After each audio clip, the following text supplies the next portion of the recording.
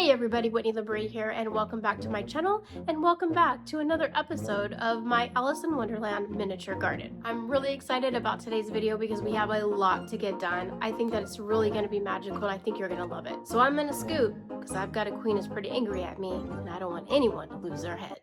So if you didn't see the first video, and you're just catching up now, this is where we started in the backyard of my Garfield dollhouse, and this is where we are creating the Alice in Wonderland backyard. And then this is where we ended. I created a pond with mushrooms, I installed a tea party fountain, I added some floral, and of course the chessboard patio.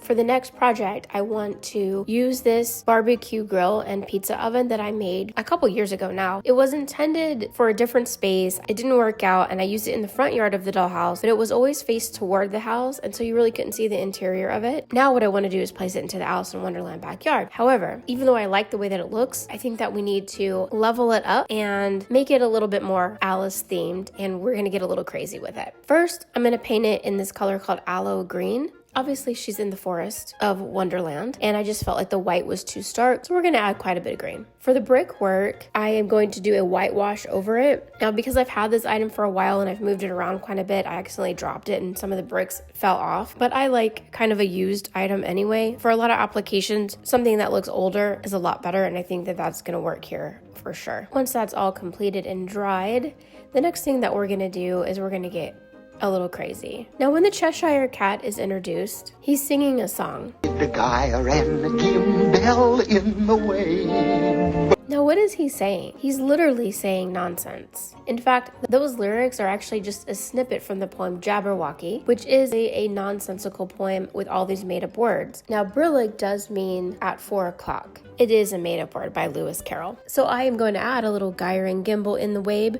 to that pizza oven right there by turning it into the Cheshire Cat. I'm using my paper clay to create a tail, and then I'm going to add 2 ears, 2 eyes, and a nose. And then we're going to have the pizza oven opening, basically the Cheshire Cat mouth.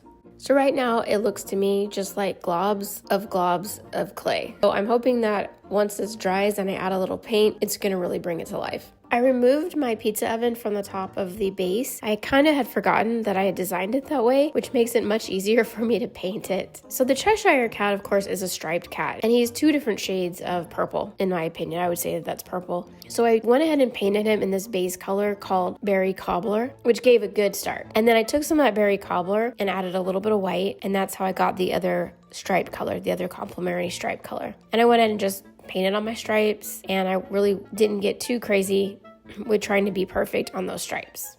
And of course, once the stripes were all in place, I added the yellow eyes and some little black dots for the eyeballs. And then I just added a little bit more detail to around the bricks that are around the mouth area, repainted those white to make them pop, and then repainted the interior black. And then there we go. Now we have a Cheshire Cat pizza oven. I bet you didn't even know that you needed a Cheshire pizza oven in your life. I certainly didn't, but here we are. Okay, and then I just want to add a few more little details to the base of the barbecue and pizza oven, and that is basically just adding leaves and vines around the whole bottom area and then the back area just to add a little bit more detail. I don't know, I might paint some mushrooms on there and a couple other little things, but I'll start with that and see how I feel. Now moving on to the tea party patio table and chairs, I want to show you what the pieces look like that I'm going to be using. The first piece is just this very generic, unfinished trestle table that I'm going to stain. The one in the Disney movie shows like a pink tablecloth, but I'm just going to stain it a wood color just because I'm going to have so many other things going on in the backyard. Now for the chairs, I did purchase an STL file and I did 3D print some different chairs, so I want to kind of show you what those look like. For the side chairs, printed traditional style chair. Of course, in the movie, they're all different kind. I'm going to add some character to these chairs, but they're all going to be the same around the table. For the end cap chairs, however, I do want to have a big, bulky, more of an upholstered chair.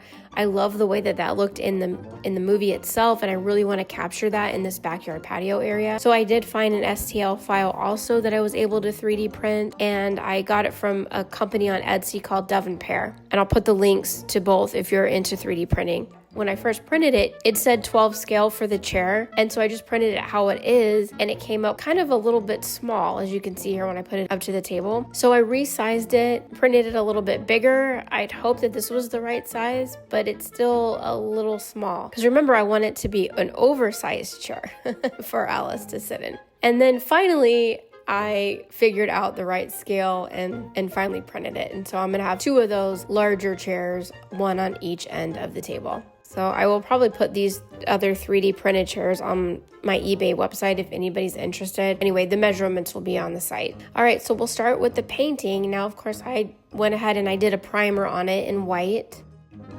And what I really want to do is I do want to mimic what we're seeing in the movie. So I want these really bright pink chairs, and I'm going to go with a wood trim. I'm doing a combination of a bubblegum pink and a hot pink color. And then what's really fun about this chair, the way that it prints, is one of the legs is missing and it has 3 little books that are holding the chair up. So I'll go ahead, I'll have some fun with that and paint those some fun colors. Now 3D printed products, they take several coats of paint to really cover. It took me a little while and several coats, and here's kind of the progression happens. And then finally they got to a point where I really liked them quite a bit and was ready to go ahead and do a matte spray finish on them to keep the paint from rubbing off, and then I'll be able to add them to our dining table. And as I was saying before, as far as the trestle table goes, I'm just going to do a nice wood stain on it. Plus we're going to cover it with a whole bunch of fun accessories. Now for those 4 traditional chairs, I went ahead and I base coated them in a really bright turquoise finish, and it's just a spray paint. Spray paint is the best way to go as a base. And what I'd like to do is take some of my fun scrapbook paper and cut out these little pieces and add those to the seat of the chairs and do a different picture on each one so that they all kind of have this very unique character to them. I'm also going to take a little bit of a light blue, like a sky blue color, and I'm going to go ahead and dry brush it right over that turquoise color. I want the turquoise to come through, but it is really, really bright, so I'm going to just kind of soften that a little bit with brushing on the light blue color. And then of course, once they're dry, now I'm going to start adding on my little cutouts that I made from the scrapbook paper. And I also found a little bit of a checkerboard pattern as well in a border in the scrapbook paper, so I'm going to add that to the seats as well. Now, a lot of you asked me in the last video about the scrapbook paper. I just want to let you know that I am an Amazon affiliate, and so I have put the link in the description if you guys are also interested in getting that scrapbook paper. I have to admit that it is actually really gorgeous paper, and so it's all double-sided, which means of course sometimes you have to choose one over the other. It's really hard for me to choose which one I wanted to cut, so that was the only difficult thing about it. All right, and then I added a little bit of the checkerboard pattern to the back of the chairs also. And now that we have all of our pieces, our main big furniture pieces ready, we're going to go ahead and add them to the backyard.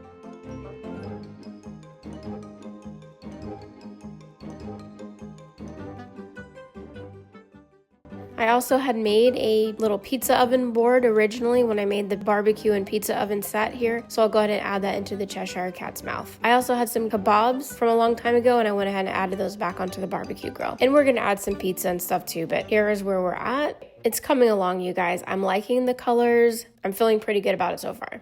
Okay, and now that all the big pieces are in place, let's start working on accessories. So in the last episode, I said, please in the comments add what you'd like to see in Alice in Wonderland backyard. And some of you said topiaries. Some of you said white roses, maybe painted red. And my answer to both of those is yes. So that's what we're going to do right now. Now I do have these 2 pieces right here. These are actually made of resin, and they originally went with a fairy garden, I believe. And I think I got these at Michael's a long time ago. They look very Alice in Wonderland-ish to me, and so we're just going to take them to the next level and make them even more Alice in Wonderland, or in this case, Queen of Hearts. So I'm going to paint both of the bases of these planters red with my tester's paint, so that's a really nice vibrant red. And then once those are in place, I have these little bundles of roses. I'm sure all of you have seen these at one time or another, but they're often sold in the wedding section at most craft shops. I have several of these that I actually picked up at a estate sale, and of course, being that they're white, they're perfect, and I'm going to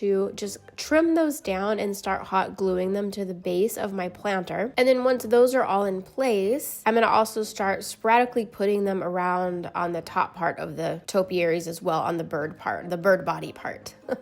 Now, it only seems fitting that some of these should be red and then some of them should be partially painted red because, of course, the little cards are quickly running around painting all the white roses red because they accidentally planted white roses. So that's what I'm going to do. I'm just going to paint some of them them fully red and then some of them half red, maybe drips on a couple of them too, because of course, it was a little bit of a mess when they were painting them. Once they're all completed and dried, we'll go ahead and pop those in the backyard too. Now, since it is a barbecue area and I obviously have a pizza oven too, I will have both some kebabs and some pizzas and things like that, but we also definitely need food that is more Alice in Wonderland themed. And so I thought it would be fun to create an Alice in Wonderland dessert tray and drink area that coincides with the movie, of course, and had little signs that said eat me and drink me. Now, this little 2-tiered tray is a wooden one. I bought this at the Dollhouse Convention in San Jose, and it is from a company called Melvin's Miniatures, who has an online presence. And if you want one, you can purchase it from her website. I bought a few things from her, a lot of cute stuff actually, more modern miniatures if you're interested. And then I found these cellophane sheets right here that are printed with lace, and some have doilies on them. This is an item that I got at the Japanese dollar store called Daiso. I was really impressed with these. They could be used in so many different applications, but I'm going to cut 2 of them down and then place them onto my 2-tiered tray so it looks like they have lace on them. I loved the way that looked immediately. Now I went through all my food stash, and I have some items here that I didn't make and some things that I did make. And these are little fudge bars in pastel colors with a little tiny almond on the top. They're really super cute. I did not make these, but they're adorable. And then I have these little cupcakes that I made a long time ago with some sprinkles on them. And then a few other desserts that I'm going to round up as well. And I'm going to start just placing them on the top and on the base of this 2-tiered tray. Now for the drinks, I want it to be like punch or wine or something like that, like a fancier drink. In Alice in Wonderland, of course, she drinks out of the little bottle, the little blue bottle. And to me, it makes me think that the elixir was blue as well. So I'm going to make like a turquoisey blue colored elixir. And I'm just using my UV resin, adding just a tiny bit. A little bit goes a long way. And then I'm going to add a couple resin colors. I've got a blue and then a little bit of green also, just a hint of the green. And see how little I use? These colors last forever because all you have to do is use a little bitty drops and it really turns your resin these very brilliant colors. And if you're interested in that resin and also the colors, I've put the links in the description so you can get exactly what I have here. So I'm just going to mix that up and then fill up these little plastic containers. Now this is a mix match of some different plastic. I think it's Crisbon if I was going to guess. It's a pitcher and then a couple different types of wine glasses. So I'm going to fill all those up and I pop a little bit of my UV light on that to harden it. And then I'm adding that, of course, just 2 of the glasses to the actual tray, and then I'll have some off to the side. And then I printed up some little signs that say eat me and drink me, and we will see if we can keep Tiny Whitney away from these. I doubt we can. I have a few character dolls that I'm going to share with you today, but before I do that, I wanted to create one more character for the backyard area because I have that really tall mushroom that I created in the last video, and I really want to add the caterpillar and a little hookah pipe right next to him. Every time I do sculpting, I get a little nervous because I'm not really that great at it, but I think it's good for me to keep on doing it so that I can get better and better at it. And that's what I'm going to do today. I'm going to create a tiny little caterpillar. Now I've got a couple polymer clays here in 2 different shades of blue, and I'm going to try to stick as much as I can to the one that we see in the cartoon, of course. So, making a little worm just didn't really seem like that big of a ordeal. I think what really always frightens me is when I get to the face part of it. But I did create a little belly in the alternating blue color, kind of just smooth them out a little bit. And then I think the biggest thing about the caterpillar that makes him look like that caterpillar is making sure that the top part kind of comes over his face like a little Elvis pompadour. And so I really did work on making sure that the head kind of looked that way. Then I added the nose and the little cheeks and the eyes. And generally I'm okay with how he looks. I think not bad for a first try. I didn't really make the feet come out. I just added a little bit of pink polymer clay to the side so you can just see where his little hands are because he's so small. I think that's going to work for me. Then I went ahead and I'm going to glue him on to the larger mushroom, like I said, at some point once I get the hookah made because I want it to look right when they're sitting there together. So for the hookah, I basically just took some orange polymer clay and shaped it as best as I could to be in the shape of a hookah. And then the roses that I clipped off earlier, I'm going to use one of their stems to be the tube that goes from the hookah to the little caterpillar. So I just made a little swirlies in the hookah and then glued one side to the hookah and then put one on his little hands. Now the hookah did seem to be too boring in the color because it was just one color, the orange. So I did take a couple shades of yellow and orange and then I did paint onto the hookah to kind of give it a little bit more dimension. And then there we go. We've got a little caterpillar. And I think it's going to be cute that he's sitting up so high looking down on the barbecue area and the pizza party that might be going on down there. All right, another suggestion made by the audience is that they wanted to see something white rabbit, something clock. I think someone mentioned sundial, and so I'm just going to put all of those things together because I think that's a great idea. I'm going to start off by using some aluminum foil, and this is going to create the base of my sundial. I want it to look like a tree stump that the white rabbit goes into. And so the first thing I'm going to do, of course, is take my foil and crunch it down into becoming a little bit of a tree stump. Could also be a mushroom base too, really. And then I have these clock faces right here. These are laser cut, and I found these at the dollar store some time ago, and I've been dying to use them. And of course, this seemed like a perfect project to use them in. There's 2 of each, but the top one just seems to be the most fitting for the project. So I've glued the clock to the top of my base, and then I'm adding my air dry clay to the base of it. I'm just wrapping it around and molding it.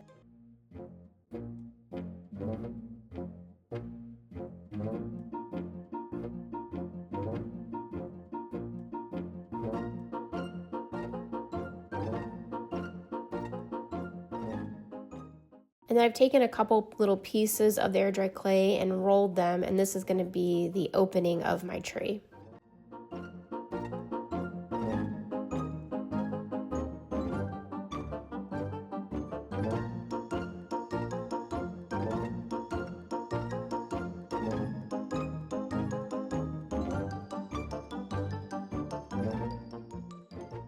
And I'm going to add a little base to it as well with a little bit more air-dried clay just to make sure that it's nice and sturdy.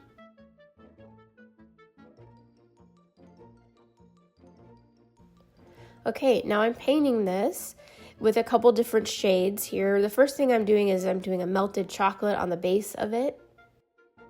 I'm painting the opening black, and then I'm adding a little bit of a lighter shade of brown, and then also adding a little bit of gray also on the top.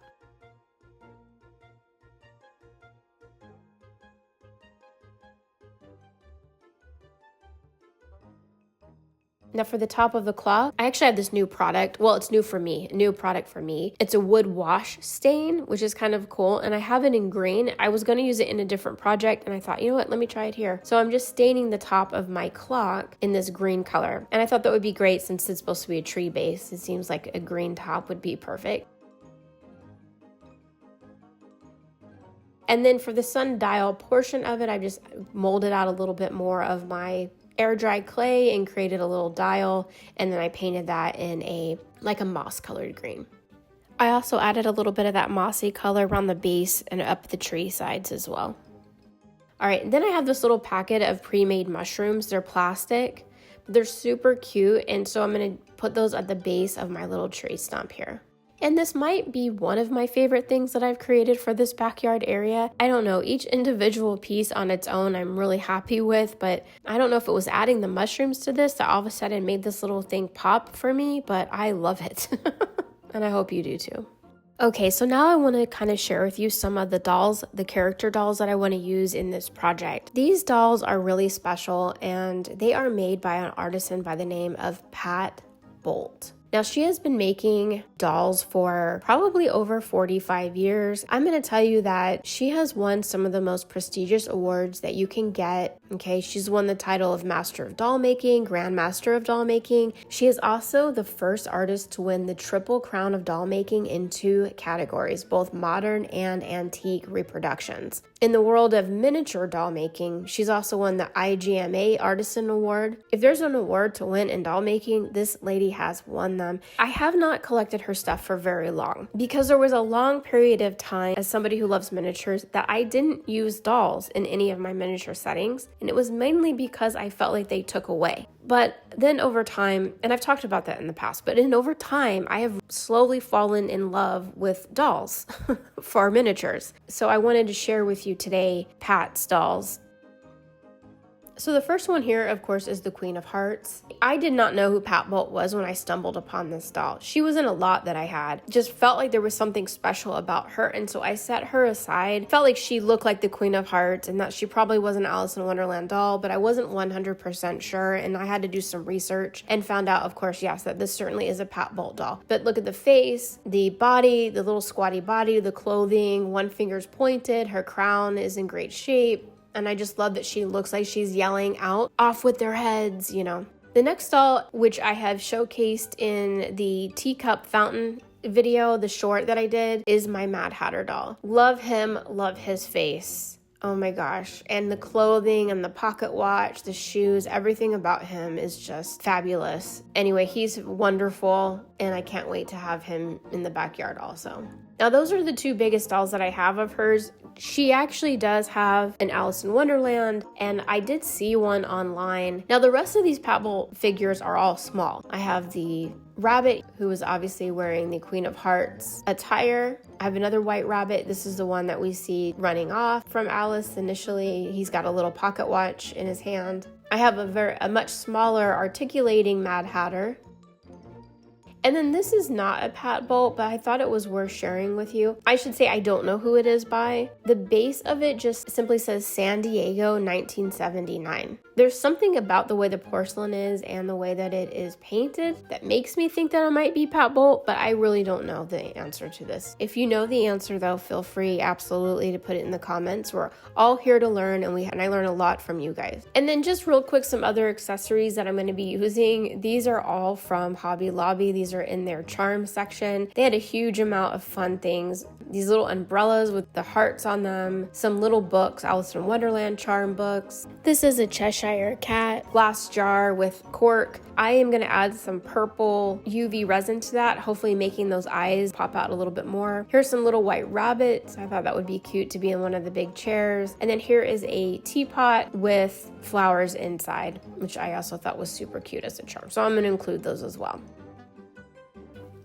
Now, as far as the fountain is concerned, I had mentioned last time that I wanted to add some waterfalls from this into the pond itself. And in order to do that, I'm going to use this product called Water Effects.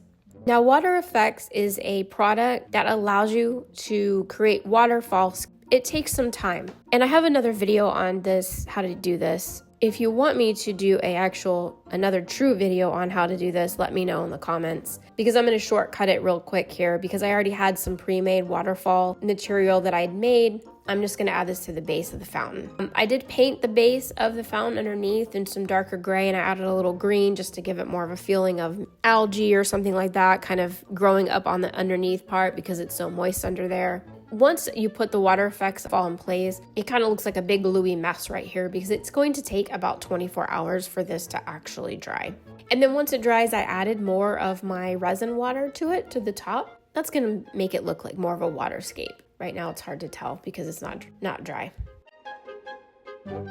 All right, and then from here on out, really it's about just adding accessories and all of our dolls. So let's go ahead and do that.